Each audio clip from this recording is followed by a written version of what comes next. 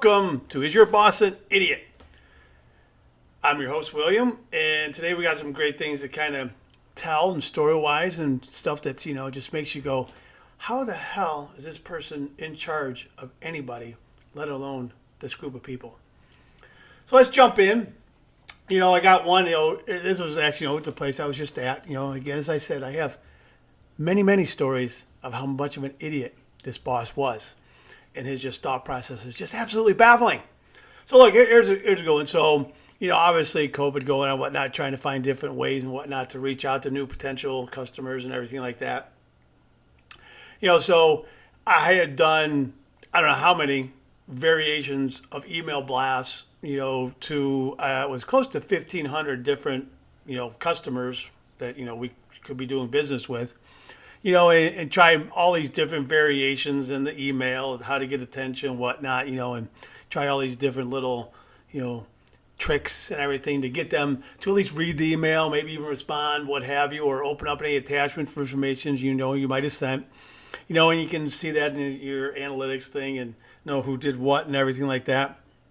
So anyways, like one of the ones that I did is, because there was starting to be a shortage of this product that we sell, and there's all various different types of this product that you can obviously utilize for your project.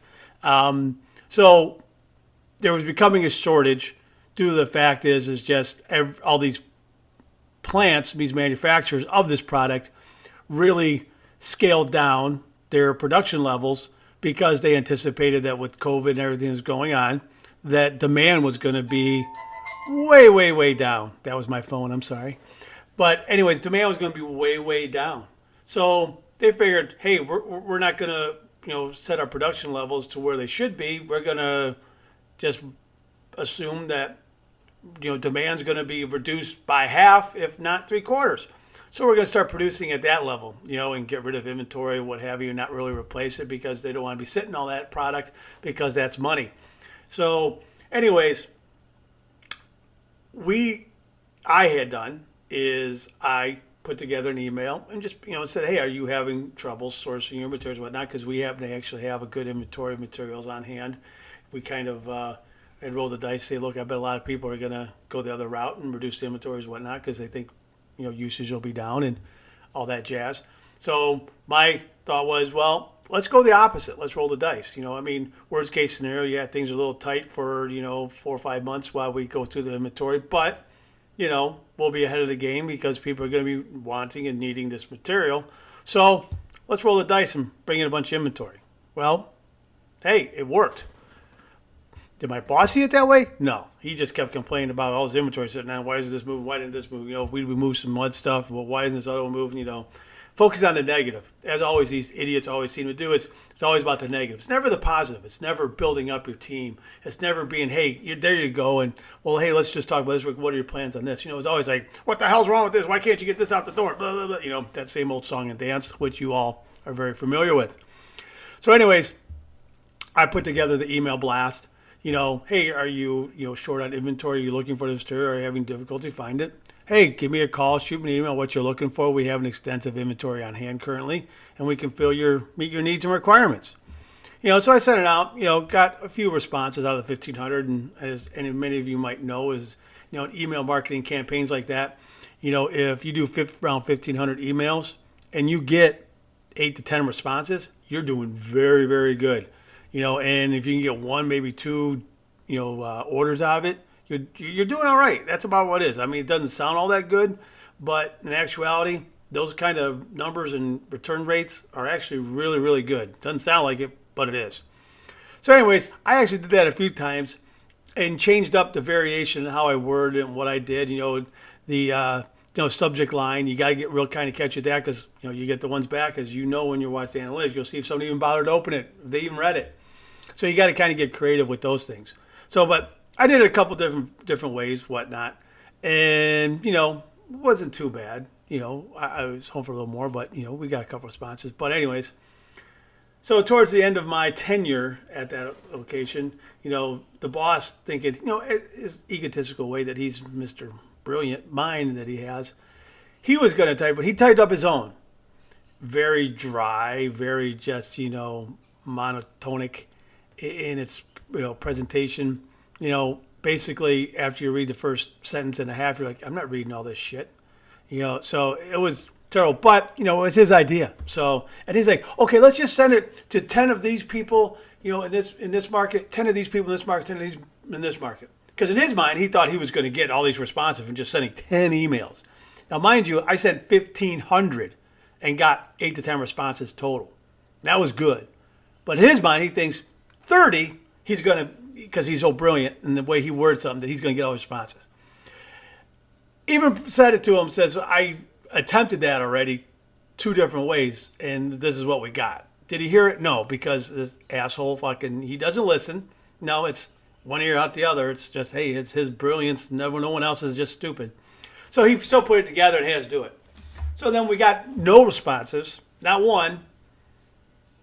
Did he say, well, I guess that didn't work. Hey, I guess you were right. No, nope. Didn't say one thing about it. Didn't, bring it up or anything like that. Didn't come back and, I don't say apologize, but just say, hey, look, you know what? I was wrong. It didn't work. I thought I'd give it a shot. And, hey, Bill, I know you did it a couple times, blah, blah, blah. But, it didn't work. But, no, of course not. Just move around because he wasn't going to accept or he wasn't going to admit that he was wrong.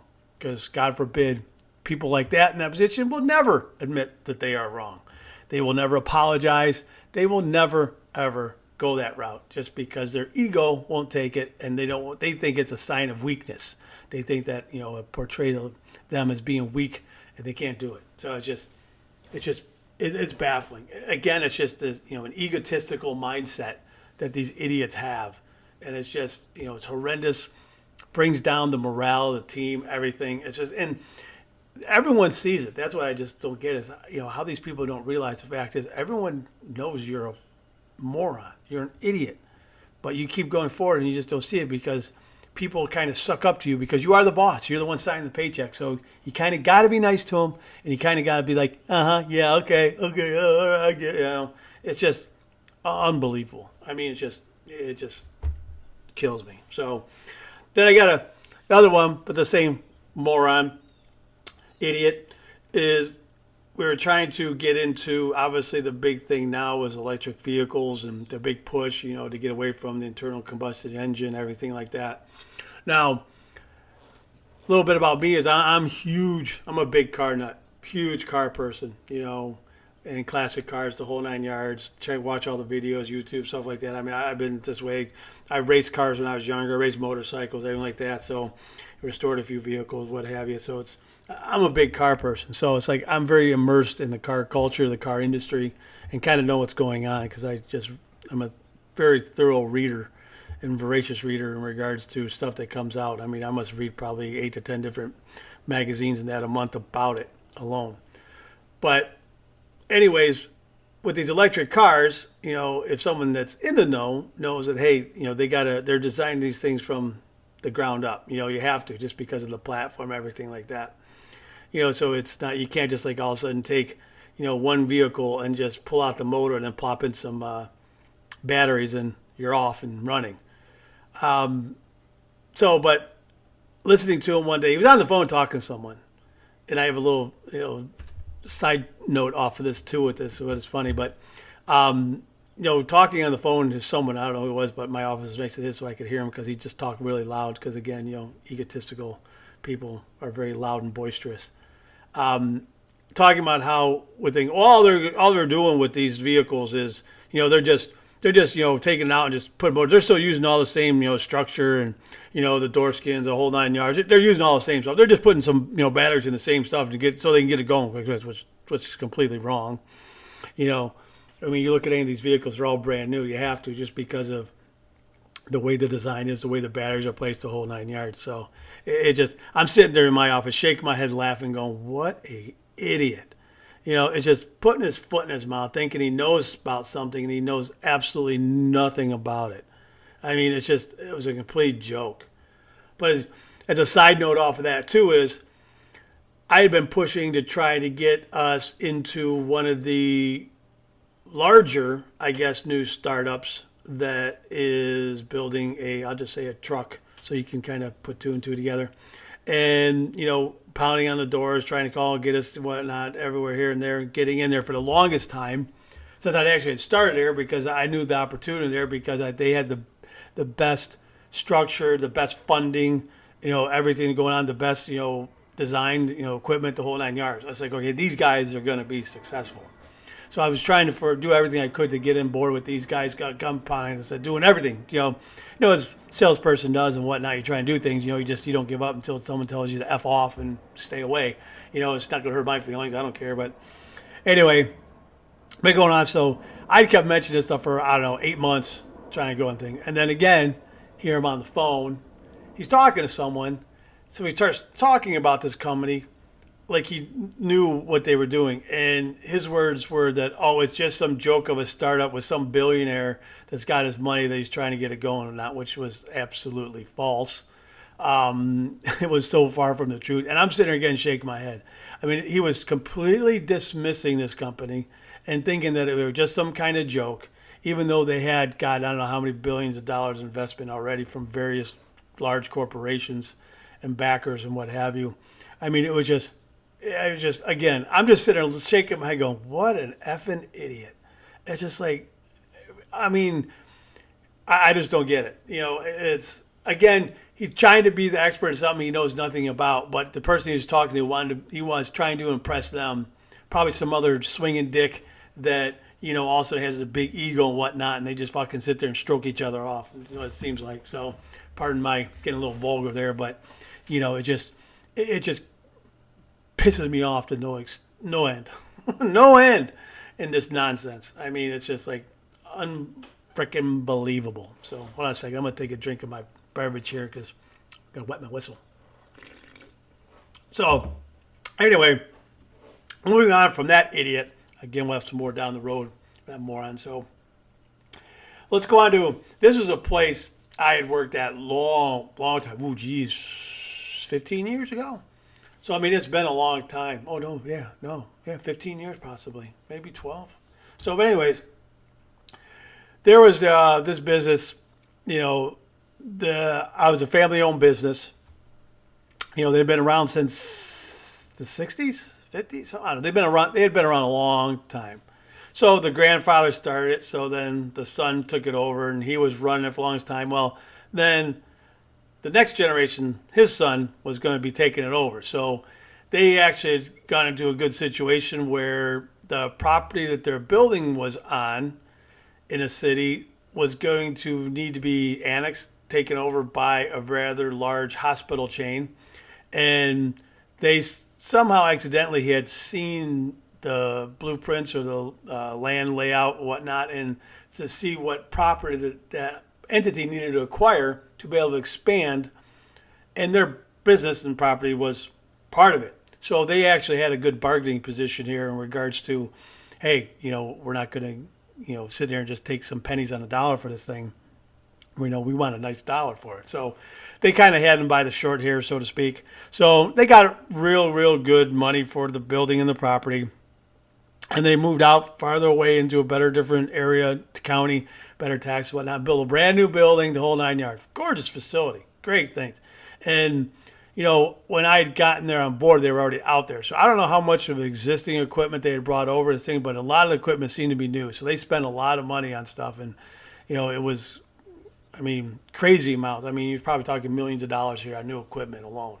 So, and they were kind of wanting to be a one-stop shop for what this business was. And they I guess they started out doing it right, I think. But the problem was the son took over. And the father was still working. And this guy was just complete nut job psycho. This guy, and I ain't kidding, he had to be on meds. He was on meds, needed to be on meds because you could tell when he was medicated because he was very common thing, but you could tell when he wasn't or stopped taking his meds because he was just a complete lunatic. It was unbelievable how much of an a-hole this guy was. His mindset was if he's giving you and signing the paycheck, he can treat you any way he wants. It didn't matter. He could treat you like pond scum. He thought he was allowed to do that. And unfortunately, I was in a situation that I really couldn't afford to leave and just quit because of various situations. Wife wasn't working, what have you. So, needed to pay the bills to keep a roof over our head and the family. So anyways, so I had to tolerate this idiot. And the son was even a bigger idiot. Because, we're going through and, from where they were and before sales dollar-wise, volume-wise, what they were doing every year to when he took over and making himself look like he was some, brilliant business person. He let's just say he got very creative with the numbers. And he was basically selling stuff for 50 cents on the dollar. So in essence, cost $1 to make it, he was selling it for 50 cents. And so really, really just inflating what the actual sales dollars were, what this company was doing volume-wise. So it was just losing money hand over fist. I mean, they exhausted out, the short time I was there, they exhausted their credit line, and everything. And they basically, were getting in a position, they were forced to have to sell because they were just in the shitter. And the way I figured this out, though, one time we were sitting there we were pricing some things up. And my background, I knew how to work up pricing. I knew what labor cost was, the whole 9 yards. And I came to him and says, we should be charging double, if not triple, for these products that you're selling these for at. I mean, and he just looked like, we can't do that right now. No, we're not going to do that. I mean, something that should have been $400, he was selling for $103. I mean, it was unbelievable. It's like, all right, hey, it's your business, whatever. So it just made no sense. So long story short, after I left at about, I think a year later, and I feel bad for this equity group that came in and these investors, they bought the company. And then I think 2 years after they bought it, 3 years after they bought it, they closed the doors, liquidated everything up because all of a sudden they realized what they need to be selling shit for and what what it was actually being sold for. Hey, this doesn't really work in the business world. You got to have profit to be able to keep your doors open and grow and everything. So it was kind of, I laughed a little bit, but I felt bad for, some of the, people that were still there because they all lost their jobs. I mean, I'm sure they might have been able to go somewhere else and look around, but when some of these guys have been there for a long, long time and looks what happened, the person steering the ship just got his head up his ass. It's fucking unbelievable. But a different story with this idiot, the father. I'll give you some more about the son down the road. I mean, this kid was a piece of work too. But the dad, so this one time we were working on this rather large project for a customer, and it involved one thing, and their end customer was the United States government. So we had all these projects, whatnot, and trying to get these things done and get these things shipped, we were utilizing overnight shipping vehicles, that would come to our facility, pick it up, and then drive it all the way down, 15 hours, 12 hours, whatever it took, to where it needed to be through the night to get it there the next day, because that's how desperate they were, because things were so far behind, because there was absolutely no flow, no management in the plant itself and how this stuff should be going.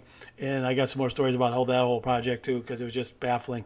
But anyways, for this one, on a Thursday, we had, again, a rush shipment. So we had, quite a few of these things that needed to go out. So I got lined up, I'm just a salesperson in this situation, but I lined up this freight company, the guys that come in and do it, so they get there. Well, it's like 4 o'clock, 4:30-ish, and the guy's there and all this stuff. And so I kind of start helping them put in, but it's like, well, where's our shipping guy? Where did he go? Where's people in shipping? Well, turns out they had left it an hour before at like 3:30-ish because they had a golf league. And the shipping guy had worked there forever. So, the owner, the old man, was, you go ahead. Hey, I know you got your golf thing. So no issue letting these guys go. So I had to come in and step in and start loading this up. And luckily, in my youth, I drove a tow motor and loading up trucks and whatnot when I was working through college and that. So I jumped some tow motor and everything like that. So I'm trying to do something, and I was getting ready to leave and this wasn't done because I have to go. And he tore into me that my dedication was horrible, all this. I mean, it was a tirade beyond tirade. I mean, I'm going to get you in front of your boss. We're going to sit down and talk about your attitude and blah, blah, blah. I'm sitting there. I am literally, I got my mouth on my arm. I'm covering my mouth with my arm because I'm like, I can't tee off on this guy. I mean, I was so close to jumping off this tow motor and just screaming at him and literally beat the shit out of him because I couldn't believe he was talking to me this way. I mean, it was just baffling. And it's like, I just, all right, I'm just going to sit here and let him go at it. And I know, so obviously it was a day he wasn't taking his meds. So, I mean, it was my fault and my problem because the shipping people and the shipping manager guy went to a golf league, which he let him do. So me being a salesperson, all of a sudden I had to become the shipping person. But my attitude was terrible because even I was jumping in to help one out, but I guess I was doing it wrong. I don't know. But it was just, I went home and I said, what a complete idiot this person was. I mean, idiot. And the scale of how much of this person is idiot, it tells you because he let his son start taking over and run the business. His son ran it into the freaking ground. And again, I feel bad for these people that took it over because they probably, bought the company, assumed the debt and whatnot. More than likely, they paid whatever they did, and they probably still walked away with, some 7-figure amounts in their pockets, and probably retired somewhere. But, this person, the old man, he's one of those people that when you work for him, that you read the obituaries every day because you want to see their name in it. And so that way you can see where they're going to be buried so you can go piss on their grave. That's the type of person this person was, and that's how bad of a person he was. I mean, just absolutely horrendous. Absolutely horrendous. I mean, and again, it just shows, inherits the business from his father, gets it, so it just handed to him. It's not a situation where this person built it up from scratch, whatnot, so you got zero respect for this guy. I mean, it's just absolutely, absolutely horrendous. It was just unbelievable. So, but anyway, I'm going to wrap this up. This was episode 3, and just, kind of a word to the wise. If the sound's kind of still rough or, I'm still getting the hang of this. I'm still trying to, figure out the recordings and everything like that and how this works. So as subsequent podcasts get dropped, hopefully, quality will improve and I'll improve. I have ADD really, really bad. So my mind can tend to wander. So I got my notes and everything here, but so you have to bear with me all of a sudden if I get a slight bit off track through some of these podcasts because my ADD kicks in and it starts going somewhere else. And I'm sure a lot of you have the same problem. So it's one of those things you just kind of got to work with and deal with and get yourself back on track. So, but also send me your stories. Talk to me. It's, is your boss an idiot at gmail.com? Send me your stories. I would love to hear them. We're going to put them on the podcast. And, if they're really cool, whatnot, if you want to be, we'll get you in on the podcast and, chat about that and have some more fun and just kind of make some fun of these people and just, hey, let's release some stress and just have a laugh and say, look, I'm in a big boat with a lot of other people that are in the same situation. So, again, hey, guys, I appreciate you listening. Everyone take care out there. Stay on the right side of the grass, and we will talk again soon. Have a great one. Later.